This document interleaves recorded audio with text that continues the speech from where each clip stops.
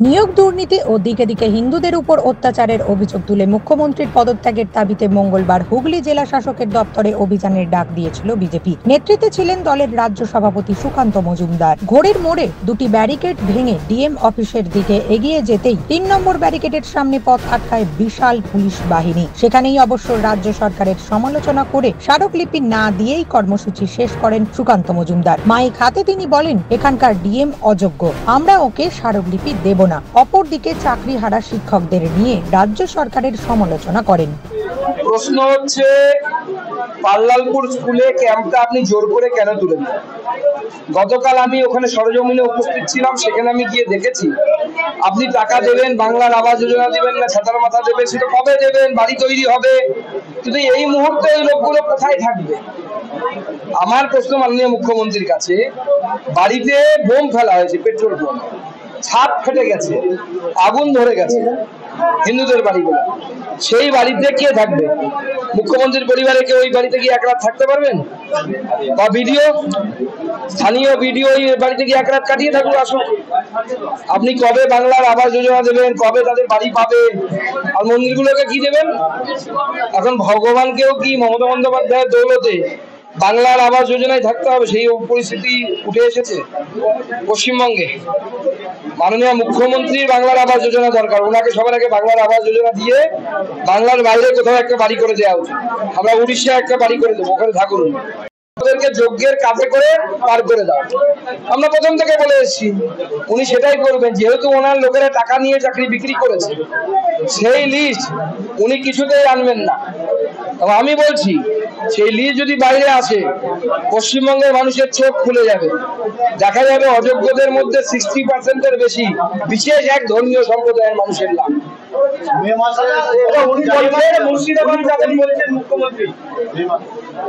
মাস অব্দি ঘুম ভাঙবে, তারপরে নাকি তার আগে ঘুম ভাঙবে না? ততদিনে তো কিছুই অবশিষ্ট থাকবে না। তার ডিএম, এসপি, বিডিও সমস্ত কিছুকে রিপেয়ার করে সারিয়ে দেবে, লাভ কি হবে? না, উনি তো পাশে থাকবেন, ওনার পাশে থাকাটা তো কর্তব্য। টাকাটা তো উনি নিয়েছেন, মালটা তো কামিয়েছেন উনি, তো ওনার মনই হচ্ছে তারা। দেখুন, উনি অযোগ্যদের কাছ থেকে টাকা নিয়ে চাকরি দিয়েছেন, তো স্বাভাবিক ওনাকে পাশে থাকতে হবে। ওনার প্রভু, মমতা ব্যানার্জির প্রভু তো ওরা। মমতা ব্যানার্জি করে টাকা দিয়ে কিনে নিয়েছে। দেখুন, আমরা চাকরি হারাদেরকে বলবো, এদের সামনে আপনারা আন্দোলন করছেন, আমরা আগে বলেছিলাম আন্দোলন করুন, বারবার এরা আপনাদেরকে বোকা বানাচ্ছে। এতবার বোকা হবেন না। আপনাদের আন্দোলনের প্রতি আমাদের আছে, আপনারা কিন্তু এই নিষ্ঠুর আন্দোলন করে আপনারা নিজেদের জীবনকে অন্তত ক্ষতিগ্রস্ত করবেন।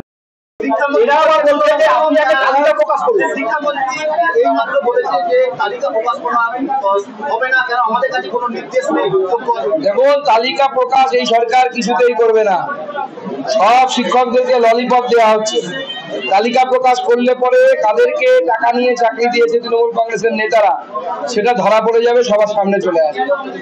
চুরি হয়েছে, ধরা তো পড়েছে, কিন্তু কারা চুরি করেছে এবং কারা টাকা নিয়েছে, কাদের কাছ থেকে নিয়েছে, সেই মানুষগুলো তো নাম বলে দেবে। আমরা অমুককে দিয়েছি, তমুককে দিয়েছি, মমতা বন্দ্যোপাধ্যায়কে দিয়েছি, মমতা বন্দ্যোপাধ্যায়ের বাড়ির লোককে দিয়েছি। না, এসএসসি বোকা বানাচ্ছে বারবার শিক্ষকদেরকে বোকা বানানো হচ্ছে, ললিপপ দেওয়া হচ্ছে, এছাড়া কোনো কাজ এই সরকার করছে না। নিউজ আজ বাংলা, হুগলি। নিঃসন্তান হওয়ার কারণ স্বামী বা স্ত্রী যে কেউ হতে পারেন।